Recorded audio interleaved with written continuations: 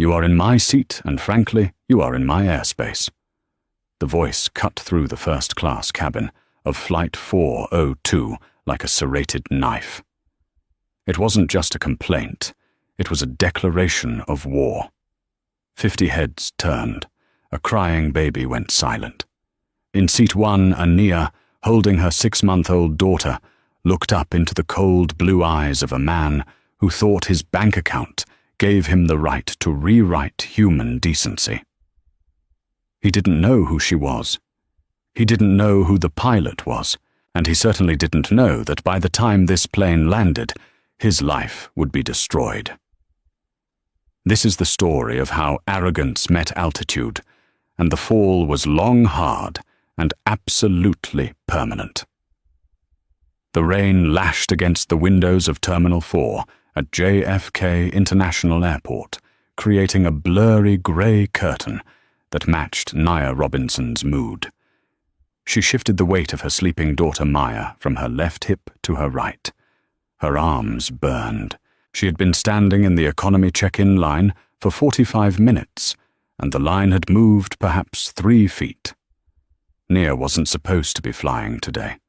She wasn't supposed to be leaving New York at all. But the phone call at 4 a.m. changed everything.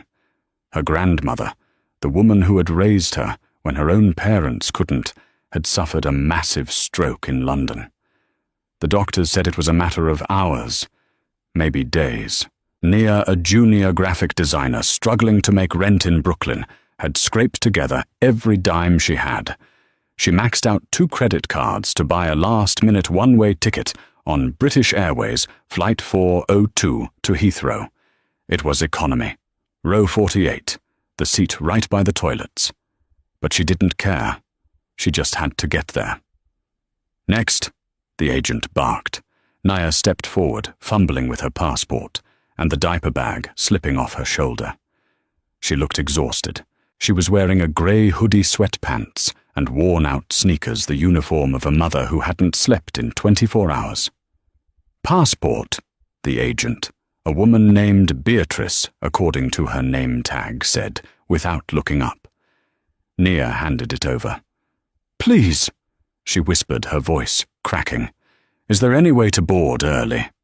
My baby is... she's very fussy, and I just want to get her settled before the rush." Beatrice typed furiously. She paused. She looked at the screen, then up at Nia, then back at the screen. Her eyebrows furrowed.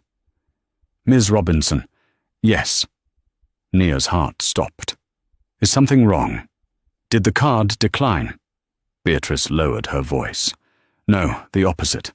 The system is flagging your ticket. It seems, well, the flight is overbooked in economy. Severely overbooked."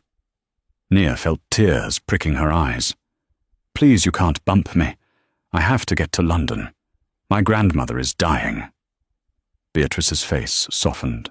She looked around, checking if her supervisor was watching. "I'm not bumping you, honey. Hold on." She typed a long string of commands. The printer whirred. A boarding pass slid out. It wasn't the flimsy thermal paper of economy. It was thick cardstock with a gold stripe. "Seat 1A, Beatrice said with a wink. "First class. It's the only seat left on the plane. Someone cancelled 5 minutes ago. The system automatically upgraded you because you're travelling with an infant and hold a frequent flyer number from years ago." Nia stared at the ticket. I can't pay for this." "It's free. An operational upgrade. Go. Boarding starts in 10 minutes. And take some champagne for me." Nia walked away from the counter, trembling. First class. She had never turned left upon entering a plane in her life. She looked down at Maya, who was drooling on her hoodie. "We're going to see Nana in style, baby," she whispered. But as she walked toward the gate, she didn't notice the man standing near the VIP lounge entrance. He was tall, wearing a bespoke charcoal suit that cost more than Nia's annual salary. He was screaming into a cell phone, his face a mask of red fury. This was Alistair Cromwell. senior partner at Sterling and Locke, a hedge fund that specialized in hostile takeovers. Alistair didn't just have money, he had power. He was used to people moving out of his way. He was used to the world bending to his will. "I don't care what the system says," Alistair shouted into his phone, ignoring the startled looks of passers-by. "I booked 1A. My assistant confirmed it. I always sit in 1. A, fix it, or you're fired." He snapped the phone shut and marched toward the gate, his polished Oxfords clicking sharply on the terrazzo floor. He was a man who had never been told no without destroying the person who said it. He was about to hear no for the first time in a decade, and he was not going to like the messenger. Boarding first class is a different world. The air smells better. The lighting is softer. As Naya stepped onto the plane, the flight attendant, a kind-faced woman named Sora, greeted her. "Welcome aboard, Ms. Robinson. Let me help you with that bag." Nia felt like an imposter. As she walked down the aisle, she saw the other passengers, an elderly couple reading the Financial Times, a tech mogul typing on a laptop. They all looked polished, rested, and expensive. Nia, in her stained sweats and messy bun, felt every eye on her. "They know I don't belong here," she thought. She reached seat 1A. It was a suite, really. A private pod with a sliding door, a lie-flat bed, and a screen larger than her TV at home. "Oh my God," Nia breathed. She carefully placed Maya in the bassinet the crew had set up. She sat down, sinking into the leather. For the first time in days, her shoulders dropped. She closed her eyes. Just get to London. Just see Nana. 10 minutes later, the peace was shattered. "Excuse me." The voice was icy British and dripping with disdain.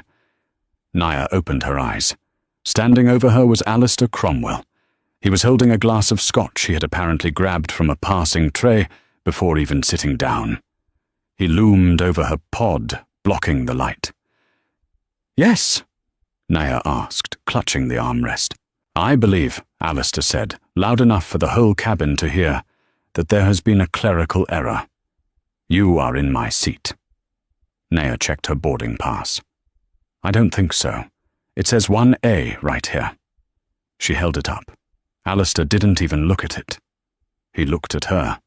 His eyes raked over her hoodie, the diaper bag on the floor, and the sleeping black baby in the bassinet. His lip curled in disgust. "I don't care what that piece of paper says. I am a platinum key holder with this airline. I fly this route weekly. 1A is my seat. Clearly the gate agent made a mistake and put someone like you in the wrong section. Economy is back that way." He pointed toward the curtain with a dismissive flick of his wrist. Nia straightened her spine. She might have been poor, and she might have been tired, but she was her grandmother's granddaughter. She didn't cower. "There is no mistake, sir. I was upgraded. Now, if you'll excuse me, my daughter is sleeping." Alistair laughed. It was a cruel barking sound. "Upgraded you, look at you. You look like you came here to clean the seat, not sit in it." The cabin went deadly silent. The tech mogul stopped typing. The elderly couple lowered their paper. Sarah, the flight attendant, rushed over. She could sense the volatility radiating off Alistair. "Mr. Cromwell, please. Is there a problem?" "Yes, Sarah. There is a massive problem." Alistair spat, turning his aggression on the crew member. "Why is there a welfare case in my seat? I paid £12,000 for this ticket. I demand you move her immediately." Sarah looked uncomfortable.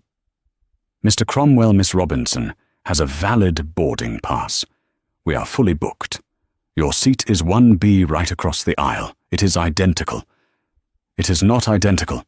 Alistair slammed his hand on the overhead bin, making Maya jump in her sleep. The baby let out a wail. "Great!" Alistair groaned, throwing his hands up. "Now it's screaming. This is exactly why people like her shouldn't be allowed up here. It ruins the experience for the people who actually pay for it." He leaned in close to Nia, his breath smelling of expensive liquor. "Listen to me, sweetheart. I don't know who you slept with to get this ticket or what affirmative action quota they're trying to fill today, but you are out of your depth. Move. Now. Before I make a call and have you dragged off this plane." Nia's hands were shaking, not from fear, but from a rage so hot it felt like lava in her veins.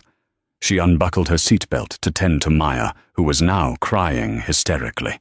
"Don't you dare speak to me like that," Nia said, her voice low and dangerous. "And don't you dare wake my child again." "Or what?" Alistair sneered. "You'll throw a food stamp at me?" "Sir, that is enough," Sarah interjected, stepping between them. "Take your seat 1B, or I will have to contact the captain." Alistair stared at Sarah, then at Nia. He adjusted his cufflinks, a smirk playing on his lips. "Fine, I'll sit. But don't think this is over. I'm going to make sure neither of you ever flies on this airline again.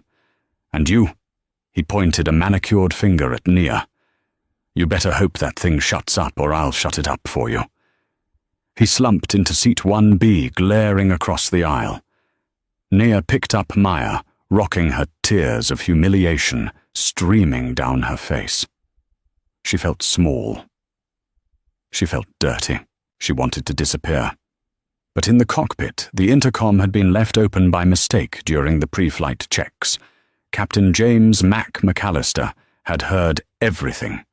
Captain James McAllister was a legend in the aviation world. He was 55 with salt and pepper hair and a jawline that looked like it was carved from granite. He was an ex-RAF fighter pilot who had flown sorties in the Gulf War. He had seen combat. He had seen men die. He had zero tolerance for bullies. He sat in the left seat of the Boeing 777, his hands resting on the thrust levers. Next to him, his first officer, a young man named Dave, looked pale. "Did you hear that, Cap?" Dave asked, looking at the comms panel. Mac didn't answer immediately. He was staring out at the tarmac, his eyes narrowing. He had heard every word. The slur about cleaning the seat, the comment about welfare, the threat to the child. Mac unbuckled his harness. "Dave, complete the pre-flight checklist. Do not push back from the gate until I return." "Where are you going, Cap?" Mac put on his hat, adjusting the brim so it sat perfectly straight. He stood up, towering at 6'4". "I'm going to take out the trash." Back in the cabin, the tension was thick enough to choke on. Alistair was loudly complaining to anyone who would listen, making a show of wiping down his seat with sanitizer wipes, as if Nia's presence across the aisle had contaminated the air. Nia was hunched over Maya, trying to make herself as small as possible. She kept her eyes on the baby, refusing to look at the man who was stripping away her dignity layer by layer. Suddenly the cockpit door opened. A hush fell over the front of the plane. Captain McAllister walked out. He didn't walk like a flight attendant or a passenger. He walked with the heavy, measured gait of a man who owned the vessel. He stopped at row 1. He looked at Nia first. He saw the tears she was trying to hide. He saw the fear in her eyes. He gave her a small, gentle nod, a silent promise. Then he turned to 1B. Alistair looked up, annoyed. "Finally. Captain, I want to file a formal complaint about the purser and this passenger. This is unacceptable. I am a shareholder in—" "Stand up," Mac said. His voice wasn't loud. It was calm, terrifyingly calm. Alistair blinked. "Excuse me. I said stand up." Alistair scoffed, but the look in Mac's eyes made him unbuckle his seatbelt and stand. He was a tall man, but Mac was taller, broader. "Do you know who I am?" Alistair demanded, trying to regain control. "My name is Alistair Cromwell. I know the CEO of this airline personally. We play golf at St. Andrews." "I don't care if you play golf with the King of England," Mac said. "On this aircraft, I am the law. and I have a strict policy regarding safety and security. Safety, Alistair laughed. I'm the safest person here. I'm a businessman. She, he pointed at Nia, is the security risk. Look at her. She probably doesn't even have a return ticket. Mac took a step closer. He was now inches from Alistair's face. I heard what you said to her, Mr. Cromwell. I heard you threaten a mother and her infant. In aviation law, that constitutes a level 1 threat. Interference with a flight crew and intimidation of passengers. Intimidation, I was stating facts. You were being a racist, misogynistic bully, Mac corrected him, his voice dropping an octave. And I don't fly with bullies. Mac turned to the open door of the plane, where the jet bridge was still connected. He pointed to it. Get off my plane. Alistair's face turned purple. You can't be serious. We take off in 10 minutes. You can't kick me off. I have a meeting in London that is worth more than this entire aircraft. Then I suggest you start swimming, Mac said, because you are not flying on Flight 402. I refuse to move. Alistair crossed his arms. Call the police if you want. I'm not going anywhere. Mac smiled. It wasn't a nice smile. I was hoping you'd say that. Mac keyed his radio on his shoulder. Port Authority, this is Captain McAllister on Flight 402. I have a disruptive passenger refusing to deplane. Request immediate assistance at Gate 12. Alistair's smugness faltered slightly. You're bluffing. Mr. Cromwell, Mac said, leaning in. I flew tornadoes in a war zone. Do you think a man in a 3-piece suit scares me? Within 90 seconds, 2 Port Authority officers came down the aisle. They weren't the friendly customer service type. They were big, and they looked bored. Problem, Captain? The lead officer asked. Mr. Cromwell here is refusing a direct order from the pilot in command to deplane. He has threatened passengers and crew. I want him removed. Now. Sir. The officer said to Alistair, reaching for his handcuffs. Let's go. Alistair looked around the cabin. He needed an ally. This is insane. Look at him. He's choosing her over me. Can't you see what's happening? This is reverse discrimination. He looked at the tech mogul in 2A. You see this, right? The tech mogul simply put his noise-cancelling headphones back on and turned away. Realizing he was losing, Alistair lashed out. He lunged toward Nia. You did this. You, expletive. Before he could get within 3 feet of her, Mac's hand shot out. He caught Alistair by the lapel of his expensive suit and shoved him back into the bulkhead with a thud that shook the wall. Touch her, Mac whispered, and you leave this plane on a stretcher. The officers grabbed Alistair, wrestled his arms behind his back and handcuffed him. As they dragged him down the aisle, kicking and screaming about lawyers and lawsuits, the entire first-class cabin erupted, not in fear, but in applause. The elderly woman in 2B clapped. The tech mogul clapped. Even the people in economy, peering through the curtain, started cheering. Alistair was hauled off the jet bridge, his screams fading into the terminal. Mac straightened his tie. He took a deep breath and turned to Nia. She was wide-eyed, clutching Maya tears frozen on her cheeks. Mac knelt down on one knee, so he was at eye level with her. The hard, jagged look was gone from his face, replaced by the warmth of a grandfather. I apologize for that, Ma'am, he said softly. Are you and the little one all right? Nia nodded, unable to speak. Good, Mac said. He stood up and looked at the empty seat, 1B, where Alistair had been. Then he looked at Sarah. Sarah, clean that seat again. It's got bad karma on it. He turned back to Nia. We'll get you to London, Ms. Robinson. Fast and safe. And I'll have Sarah bring you a glass of that champagne now. I think you've earned it. Mac turned and walked back to the cockpit, to applause closing the door behind him. Nia thought the drama was over. She thought justice had been served. But as the plane taxied to the runway, she had no idea that Alistair Cromwell wasn't done. He was in the terminal on the phone with his lawyers, and he was about to unleash a storm that would greet them the moment they touched down in London. The pilot had won the battle, but the war had just begun. The seatbelt sign pinged off. Flight 402 reached cruising altitude, settling into a smooth hum 35,000 feet above the Atlantic. For the first hour, Nia couldn't relax. Her muscles were coiled tight, waiting for Alistair to somehow pop back out of the woodwork, or for the crew to realize they had made a mistake and send her back to economy. She sat on the edge of the lie-flat seat, clutching Maya, staring at the empty seat across the aisle. "He can't hurt you from New York, my dear." Nia jumped slightly. She turned to her left. The elderly woman in seat 2B had lowered the privacy divider. She had silver hair perfectly coiffed into a bob, wore a tweed blazer that looked older than Nia, but cost more than a car, and had eyes that were sharp, intelligent, and surprisingly kind. I know," Nia stammered. I've never dealt with anyone like that." The woman chuckled dryly.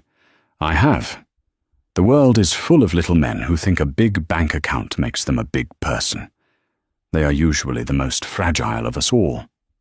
She extended a hand, her wrist adorned with a simple, yet heavy vintage Cartier watch. "I'm Evelyn Sterling." Nia shook her hand gently. "Nia. And this is Maya." "A pleasure, Nia. And Captain McAllister. Well, he's a good man. You're safe here." Sarah, the flight attendant, appeared with a warm towel and a glass of champagne. "For you, Miss Robinson, captain's orders. And I brought some warm milk for Maya." Nia took the glass, her hand trembling slightly. As the champagne bubbles settled, she finally let out a breath she felt she'd been holding since check-in. Over the next few hours, the cabin darkened for the overnight flight. Most passengers slept, but Nia couldn't. She struck up a quiet conversation with Evelyn. In the intimacy of the dark cabin high above the ocean, barriers broke down. "So what brings you to London in such a hurry?" Evelyn asked, softly sipping tea. "People don't usually fly with a 6-month-old on a moment's notice unless it's a tragedy or a celebration." Nia looked down at her sleeping daughter. "My grandmother. She raised me. My parents. They weren't around. Nana Rose took me in when I was 3. She worked 2 jobs cleaning offices to put me through design school." Nia choked up. "She had a stroke this morning. They don't think she'll make it through the night." Evelyn's face softened, a shadow of pain crossing her eyes. "I am so sorry. What is her name, your grandmother?" "Rose. Rose Robinson. She lives in a small flat in Brixton. She's the only family I have left." Evelyn froze. Her teacup rattled slightly against the saucer. She set it down slowly. "Rose Robinson." Evelyn asked, her voice sounding strange. Did she used to work at the Savoy Hotel in the late 70s in housekeeping?" Nia looked surprised. "Yes. She always talks about the Savoy. She said it was the hardest job she ever had, but she was proud of it. She saved every penny from that job to buy her flat." "How did you know?" Evelyn turned her face toward the window, looking out at the black abyss of the night sky. I think I might have known her. A long time ago." She went silent. Nia didn't push. She assumed Evelyn was just tired. But Evelyn wasn't sleeping. Her mind was racing back 40 years, to a time when she was a young, terrified socialite, and a maid named Rose had done her a kindness that no one else would, a kindness that had saved Evelyn's life. Meanwhile, thousands of miles behind them in New York, the storm wasn't over. It was intensifying, Alistair Cromwell was sitting in an interrogation room at JFK, furiously typing on his BlackBerry. He hadn't been charged. His lawyers had descended on the airport like vultures within 20 minutes. He was being released. But Alistair wasn't satisfied with freedom. He wanted blood. He dialed a number. "Richard, it's Alistair." "Alistair, I thought you were in the air," the voice on the other end answered. It was Richard Sterling, the CEO of the airline British Royal Airways. "I was—" Alistair spat, "until your rogue pilot assaulted me and threw me off the plane." "What McAllister?" "Yes, McAllister. He physically attacked me, Richard, because I pointed out a security risk. He's unhinged. I want him gone. And the woman he was protecting, I did some digging while I was sitting here. She's nobody. But here's the angle she stole that seat." "Stole it. She didn't pay for it. The agent gave her an unauthorized upgrade. That's theft of service. Corporate Policy Section 4. If you want my firm to continue financing your fleet expansion next quarter, Richard, you need to handle this. I want McAllister fired for assault, and I want that woman arrested for fraud the moment they land at Heathrow." There was a long silence on the other end. British Royal Airways was in financial trouble. They needed the funding from Cromwell's firm. I can't arrest a passenger, Alistair." "No, but you can have your ground security detain her for fare evasion and hold her until the police arrive. Make it messy. Make it public. I want them to regret the day they humiliated me." "Consider it done." Richard sighed. Alistair hung up, a cold smile returning to his face. He smoothed his suit. "Have a safe flight, Nia," he whispered to the empty room. The descent into London Heathrow was bumpy. Grey clouds hung low over the city, mirroring the dread that had started to pool in Nia's stomach. She didn't know why, but a sense of foreboding had replaced the peace of the flight. "Ladies and gentlemen, welcome to London." Captain Mac's voice came over the intercom. "Local time is 7:15 a.m. Please remain seated." As the plane taxied to gate B34, Nia gathered her bags. She looked at Evelyn. "Thank you for talking to me. It really helped." Evelyn smiled, but it was tight. She seemed distracted, checking her watch repeatedly. "Nia, listen to me. When we get off, stay close to me." "Do you understand?" Okay." Nia was confused. The seatbelt sign turned off. The first-class passengers stood up. Usually the door opens and passengers stream out. But not this time. The door opened, and 3 men in dark suits walked onto the plane. They weren't police. They wore badges with the airline's logo, but they looked like bouncers. Leading them was a man with a clipboard and a sneer, Mr. Halloway, the regional manager for Heathrow operations. Captain Mac emerged from the cockpit, his flight bag over his shoulder, ready to say goodbye to his passengers. He stopped dead when he saw Halloway blocking the aisle. "Halloway." Mac frowned. "What are you doing here? Let the passengers off." "No one is leaving yet," Halloway announced, his voice booming. He looked at a paper on his clipboard. "I am here to enact a disciplinary suspension. Captain James McAllister, you are relieved of duty, effective immediately. Hand over your ID badge." The cabin gasped. "On what grounds?" Mac demanded, stepping forward, his chest puffing out. "Gross misconduct. Assault of a platinum passenger. We have the report from New York. You're done, Mac. The CEO signed the order himself 5 minutes ago." Mac stared at him, incredulous. "I removed a threat from my aircraft. I followed protocol." "You assaulted Alistair Cromwell," Halloway snapped. "Give me the badge, now." Mac slowly reached into his pocket, unclipped his ID, and handed it over. His face was a mask of stone, but his eyes burned with betrayal. "And," Halloway continued, looking past Mac, We are detaining passenger Nia Robinson, seat 1A. Nia froze. She clutched Maya so tight the baby whimpered. Me, she whispered. Holloway pointed at her. You are being detained for theft of services and fraud. You are holding a ticket you did not pay for. That is a crime. Security, grab her. Two of the large men stepped forward, pushing past the stunned business travelers. Hey, Mac shouted, trying to block them. She did nothing. It was an operational upgrade. Stay back, Mac, or you'll be facing charges too, Holloway warned. The guards grabbed Nia's arm. No, please! Nia screamed. I have to see my grandmother. She's dying. You can't do this. You should have thought of that before you scammed a first-class seat. The guard sneered, pulling her roughly. Maya started screaming at the top of her lungs. It was a scene of absolute chaos. A mother crying, a baby screaming, a hero pilot being stripped of his rank. Nia looked around desperately for help. The tech mogul looked down. The other passengers shifted uncomfortably. No one wanted to get involved with airline security. Get her off the plane and into the holding cell, Holloway ordered. Mr. Cromwell wants her prosecuted to the fullest extent. The guards dragged Nia toward the door. She stumbled, her sneaker catching on the carpet. She looked back at Mac, her eyes begging for help he could no longer give. Stop!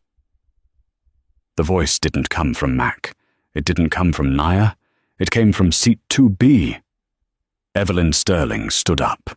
She didn't look like a frail old lady anymore. She stood with the posture of a queen. Let go of her, Evelyn said. Her voice wasn't loud, but it had a peculiar quality, the absolute expectation of obedience. Holloway looked at her annoyed. Sit down, Mom. This is a security matter. It doesn't concern you. It concerns me very much, Evelyn said, stepping into the aisle. She blocked the guard's path. Because if you drag that woman off this plane, you will be fired before you reach the jet bridge. Holloway laughed. Lady, do you know who I am? I run this terminal. And do you know who I am? Evelyn asked. She reached into her purse and pulled out a black card. It wasn't a credit card. It was an identification card. It had the airline's logo on it, but it was gold embossed with the title Board Director Emeritus. My name is Evelyn Sterling, she said, enunciating the last name clearly, as in Sterling and Locke, as in the family that founded this airline 40 years ago. My son is Richard Sterling. The CEO you just claimed signed that order. The color drained from Holloway's face so fast, he looked like a ghost. He looked at the name on the manifest. Evelyn Sterling. He hadn't checked the passenger list.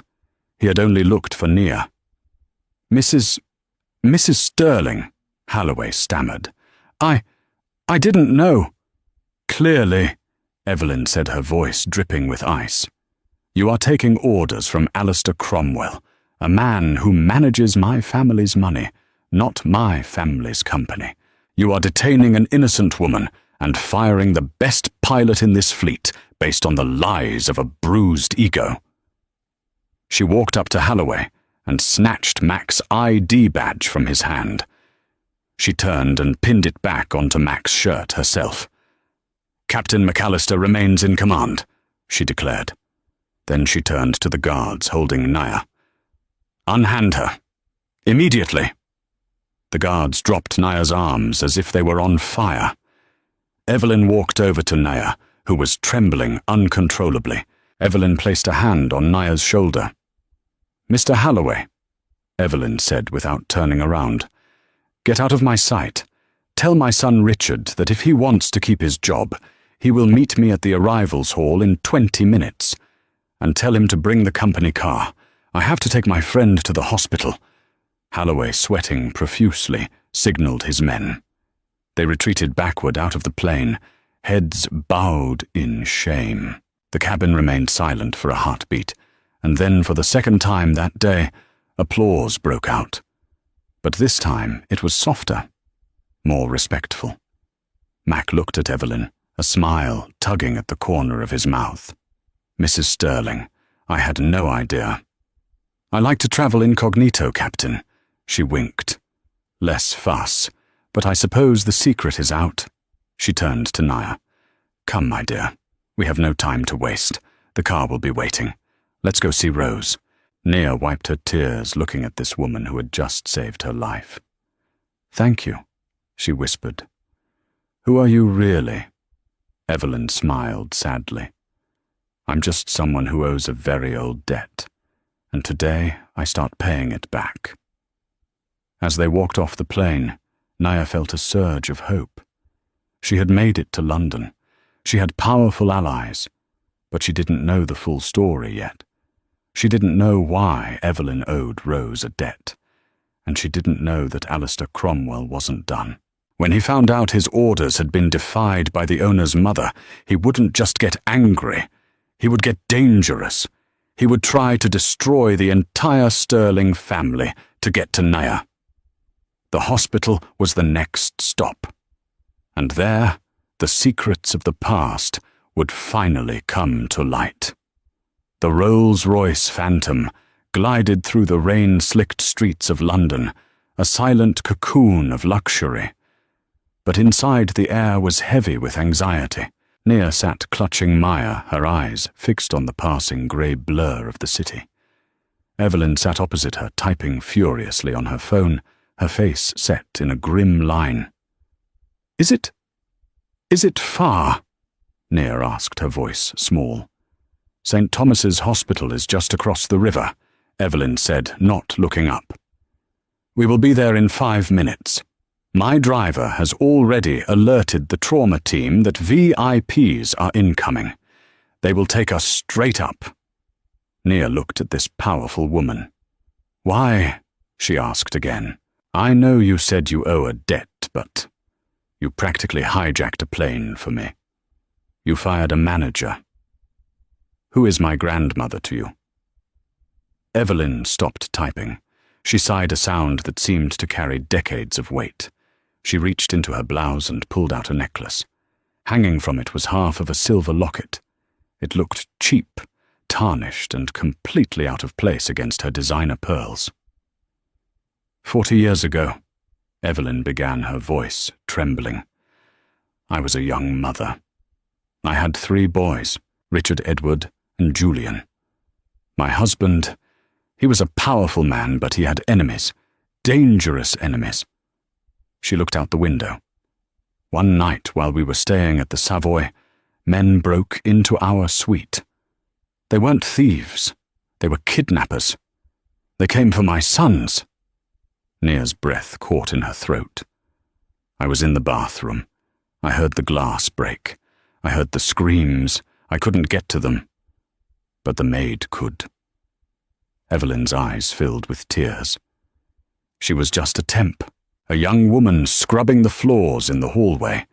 She heard the commotion. Most people would have run. Most people would have called the police and hid. Evelyn looked directly at Nia. Rose didn't hide. She ran in. She fought 3 men with a heavy brass lamp and a laundry cart.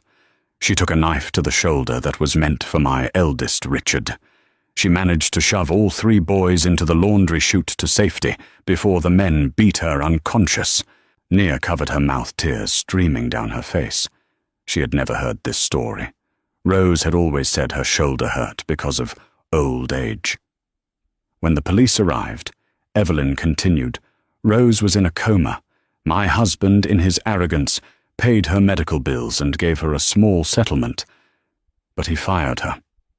He said she was a security risk because she had seen too much. He paid her to disappear. I tried to find her for years, but she had changed. Her name moved away. She didn't want the money. She just wanted peace." Evelyn gripped the silver locket. She gave this to Richard before she shoved him down the chute. She told him, "Keep this safe, little man." He gave it to me. "We have been looking for Nana Rose for 4 decades. The car came to a smooth halt. "We're here," Evelyn said, "and I believe my sons are about to meet the woman who gave them their lives." The critical care unit was quiet, filled only with the rhythmic beeping of monitors. Nia ran down the hallway, her sneakers squeaking on the linoleum. "Room 404, a nurse pointed. Nia burst in. There, lying in the bed, looking smaller and frailer than Nia had ever seen her, was Rose. Tubes were connected to her arms. Her breathing was shallow. "Nana!" Nia cried, rushing to the bedside. She placed Maya on the chair and grabbed Rose's hand. It felt cold. "Nana, I'm here. I made it. Maya is here." Rose's eyelids fluttered. They opened slowly, revealing cloudy, tired eyes. She struggled to focus. "Nia," she whispered, her voice barely a rasp. "Baby girl, you came." "I came, Nana. I flew first class. You'd be so proud." Rose smiled weakly. "Always proud." Then Rose's eyes drifted to the door. Evelyn was standing there, leaning against the frame, unable to enter her hand over her mouth. Rose squinted. Then a look of recognition dawned on her face. A spark of the old fiery Rose returned. "Mrs. Sterling." Evelyn let out a sob and rushed forward. She knelt on the other side of the bed, grabbing Rose's other hand. "It's Evelyn Rose. I'm here. I'm so sorry it took so long." Rose laughed, a wheezing sound. "Look at you. Still. Wearing pearls. And you." Evelyn smiled through her tears. "Are still fighting." "I'm tired, Mrs. Sterling," Rose whispered. I think I'm done fighting." "No." A deep, booming voice came from the hallway. "You are not allowed to check out yet, Nanny Rose. Not until we say thank you." Nia turned around. Standing in the doorway were 3 men. They were the kind of men who sucked the oxygen out of a room. All over 6 feet tall, all wearing suits that cost more than a house. The first was Richard Sterling, the CEO of British Royal Airways. He had the grey hair and authority of a king. The second was Edward Sterling, the head of Sterling Global Finance. He looked like a shark in a silk tie. The third was Julian Sterling, the owner of the largest media conglomerate in London. He was handsome, charming, and looked ready to kill anyone who upset his mother. The 3 Billionaire brothers. They walked into the small hospital room, making it feel tiny. They didn't look like billionaires right now. They looked like little boys. Richard walked up to the bed. He reached into his pocket and pulled out the other half of the silver locket. He held it up. "You dropped this," Richard said, his voice cracking. 40 years ago. Rose's eyes went wide. "The little man," she whispered. "You kept it." "I never took it off," Richard said. He gently placed it in her hand. "You saved us, Rose. We are who we are because of you." Edward, the cold financier, was openly weeping. "We have the best doctors in the world flying in, Rose. From Switzerland. From Johns Hopkins. You aren't dying today. We have too much to pay back." Nia stood in the corner, holding Maya, watching this surreal scene. Her grandmother, the woman who clipped coupons and cleaned offices, was the savior of one of the richest families in England. For an hour, the room was filled with love tears and stories. The brothers told Rose about their children. They thanked her. The monitors showed Rose's heart rate stabilizing. The will to live, fueled by the reunion, was fighting back the stroke, but the peace was shattered by the buzz of a phone. Edward looked at his BlackBerry. His face went from emotional warmth to absolute glacial cold in a split second. "That bastard!" Edward hissed. "Language, Teddy!" Evelyn chided automatically. "We are in church." "We aren't in church, Mother," Edward said, showing the screen to his brothers. "We're in a war." Julian looked at the screen. His eyes narrowed. "He's live right now." "Who?" Nia asked, stepping forward. Alistair Cromwell, Julian said. He tapped his phone, and the news broadcast projected onto the small TV in the hospital room. On the screen, Alistair was standing at a podium in front of a flurry of camera flashes. He looked composed, victimized, and serious. The headline read, "Airline Scandal, CEO's Family Attacked Passenger." "It was a terrifying experience," Alistair was saying to the cameras. "I was physically assaulted by a pilot who was clearly unstable. And worse, I have evidence that the airline is prioritizing non-paying squatters over legitimate investors. I am pulling all funding from British Royal Airways immediately. And I am filing a lawsuit against the Sterling family for negligence. Their stock is unsafe. Sell now." The ticker at the bottom of the screen showed the British Royal Airways stock plummeting. Down 12%. Down 15%. Richard looked at the screen, his jaw tight. He's trying to tank the company. He wants to buy it for pennies on the dollar. He planned this. The incident on the plane was just the excuse he needed. Nia felt sick. "It's my fault," she whispered. "If I hadn't taken the seat." Julian turned to her. He smiled, but it was a predator's smile. "No, Nia. This is the best thing that could have happened." "How?" "Because," Edward said, buttoning his suit jacket. "Alistair Cromwell thinks he is fighting a struggling airline CEO. He doesn't know he just declared war on the Sterling brothers." Richard looked at Rose, who was sleeping peacefully now, the locket clutched in her hand. He kissed her forehead. "Stay with her mother," Richard said to Evelyn. "Watch over Nia and the baby." "Where are you going?" Evelyn asked, though she already knew the answer. The three brothers stood side by side, the CEO, the banker, and the media mogul. "Alistair is holding a gala tonight at the Shard," Richard said, checking his watch. "He thinks he's celebrating his victory."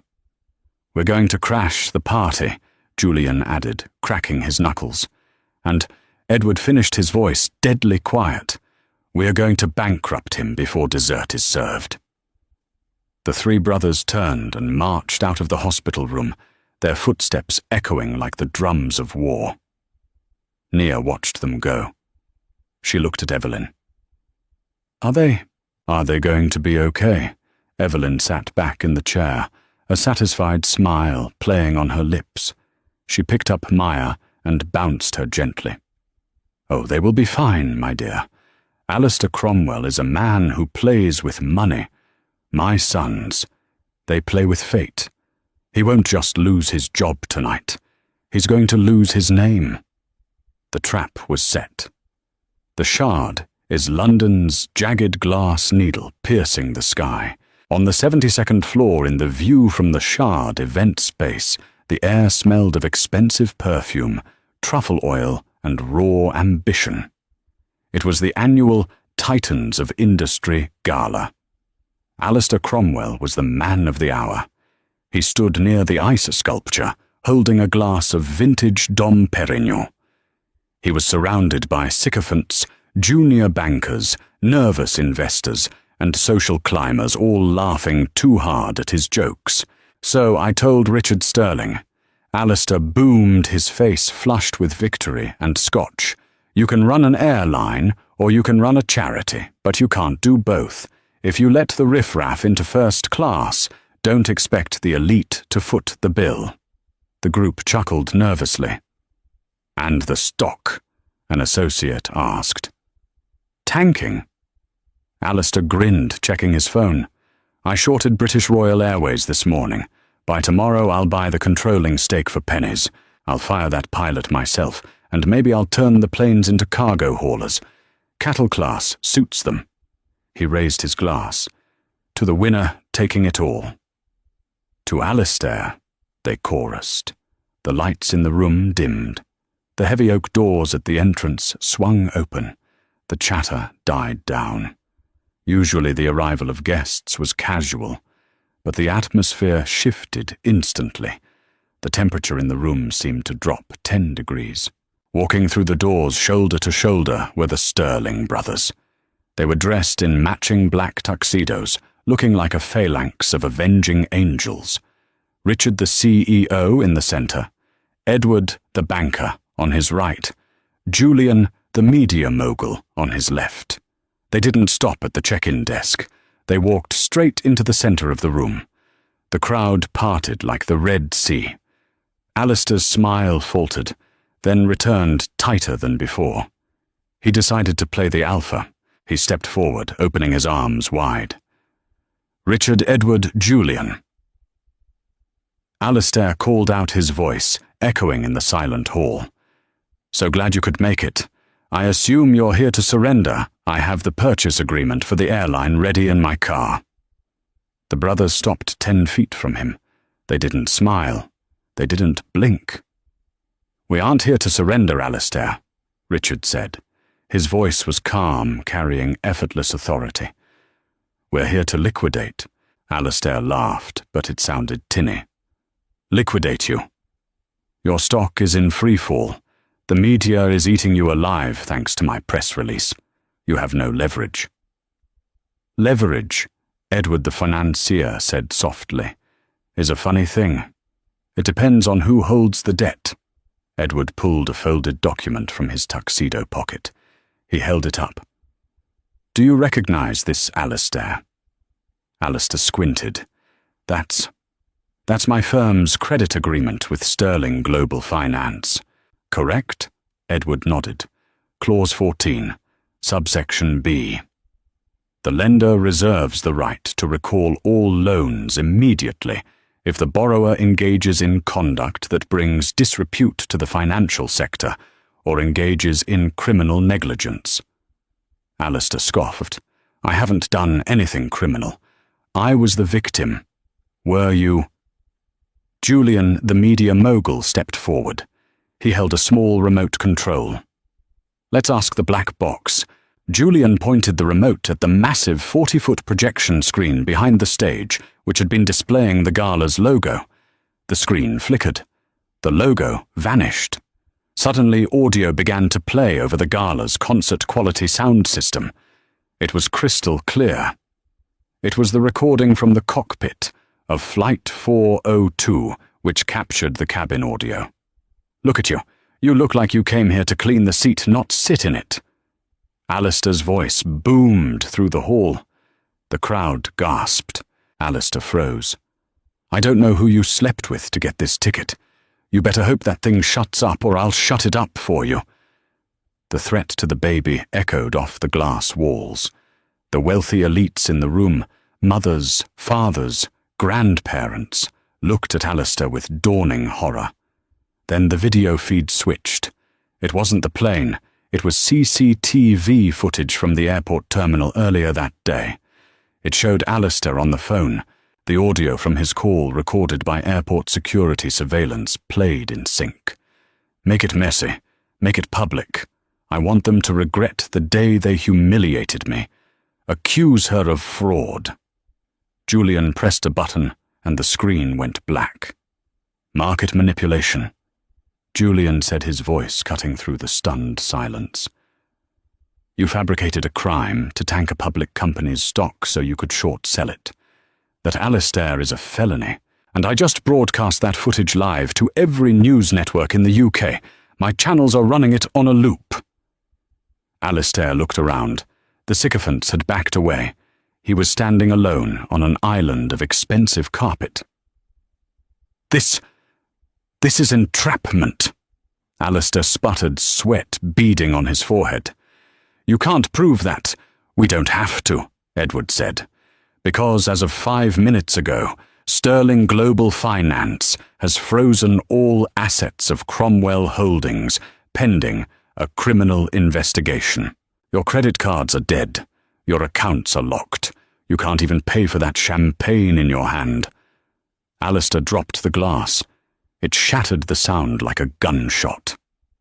"You can't do this to me," Alistair screamed, losing all composure. "I am a partner. I am untouchable. Do you know who I am?"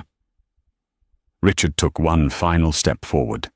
He leaned in his face inches from Alistair's.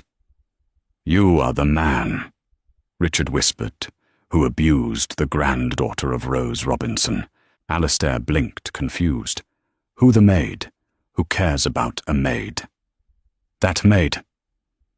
Richard roared his voice, finally breaking its calm, "saved our lives. She took a knife for me. She is the only reason the Sterling brothers exist. And you treated her flesh and blood like garbage." Richard straightened his tie. "You wanted to clear the trash, Alistair? We agree." Richard nodded to the back of the room. Two officers from the Serious Fraud Office walked in, accompanied by Captain Mack. Mack looked distinctively out of place in his pilot's uniform at a black tie gala, but he looked happier than anyone else there. He walked up to Alistair holding a pair of handcuffs. "Mr. Cromwell." Mack smiled. "I believe these are your size." "Get away from me." Alistair tried to run toward the service exit. He didn't make it 3 steps. The tech mogul from the plane, who was also at the party, stuck out his leg. Alistair tripped face-planting into the carpet right next to the spilled champagne. The room erupted in laughter. Mack knelt down, clicking the cuffs onto Alistair's wrists behind his back. "You have the right to remain silent," Mack whispered. "I suggest you finally use it."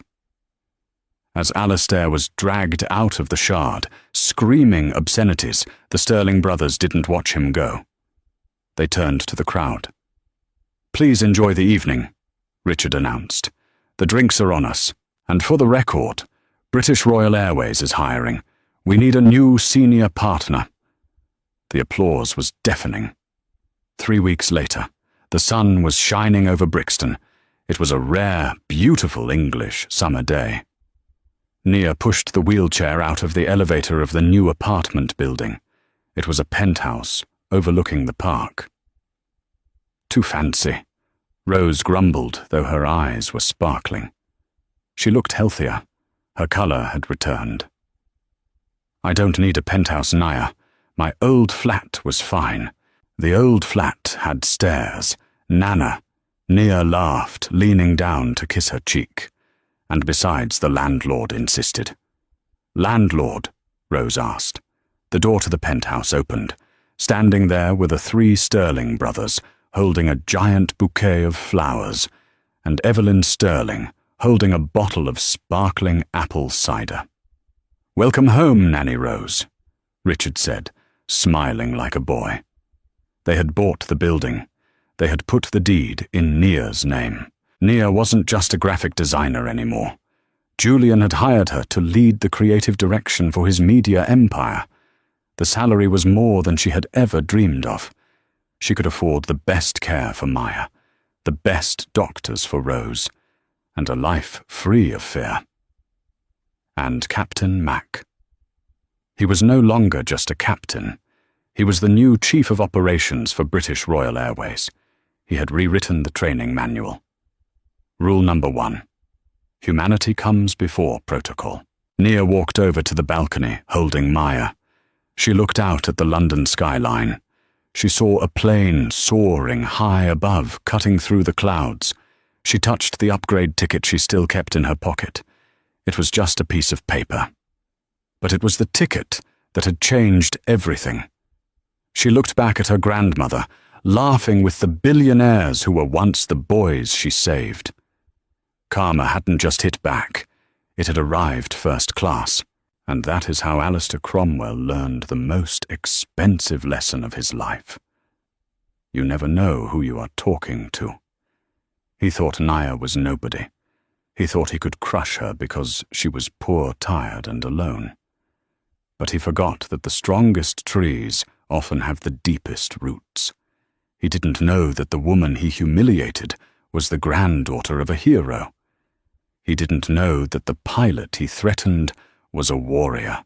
And he certainly didn't know that true power isn't about money, it's about loyalty. Nia Rose and the Sterling family remain close to this day. And as for Alistair, well, let's just say he's flying economy these days, in a cell where the only view is a concrete wall. What would you have done if you were Captain Mac? Would you have turned the plane around? Let me know in the comments below. I read every single one. If this story gave you chills, or if you just love seeing justice served cold, please hit that like button. It helps the channel so much. And don't forget to subscribe and turn on the notification bell. We have a new story coming tomorrow about a landlord who evicted a homeless veteran only to realize the veteran owned the building. You do not want to miss it. Stay kind, stay strong, and remember, karma is always watching. See you in the next video.